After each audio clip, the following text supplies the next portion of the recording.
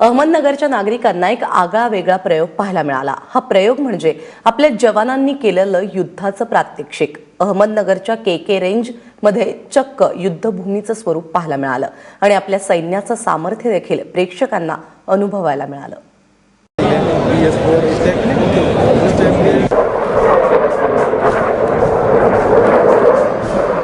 विमानं, रॉकेट्स, महाकाय रणगाडे आणि तोफांचा मारा।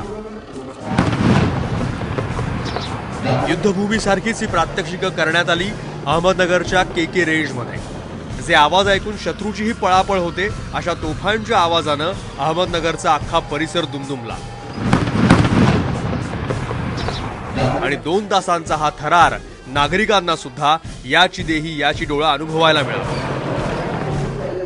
T-72, T-90, T-55 अशा कित्येक रणगाड्यांची कामगिरी पाहून प्रेक्षकांचे डोळे दिपून गेले।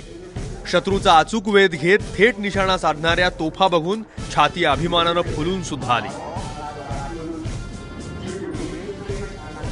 आज के इवेंट में की खासियत ये थी कि हर टैंक की जो कैपेबिलिटी, मिसाइल की रेंज, कहां तक आपने देखा मिसाइल की फायरिंग आपको दिखाई हमने, टैंक की जो रेंज है, इस केके रेंजेस जो हमारी है फायरिंग फील्ड फायरिंग रेंज है, यहाँ पर हमें तमाम जो रेंज जो खासियत है हर टैंक की और हर बीएमपी की वो रेंज हमें मिलती है। तो आज हमने दिखाया आपको अलग अलग रेंज पर किस तरह कौन सा एमिनेशन किस तरह दुश्मन की टारगेट्स को बर्बाद करता है। पाणी, डोंगर, पहाडी भूमी कोणतीही असो, पण भारतभूच्या रक्षणासाठी आपले जवान सज्ज असतात। लक्ष जमिनीवरचं असो किंवा आकाशातलं, ते अचूक गाठायचं कसब जवानांमध्ये आहे। शत्रूला नामोहरम करणाऱ्या भारतीय लष्कराची ताकद आपल्याला या प्रात्यक्षिकातून पाहायला मिळते।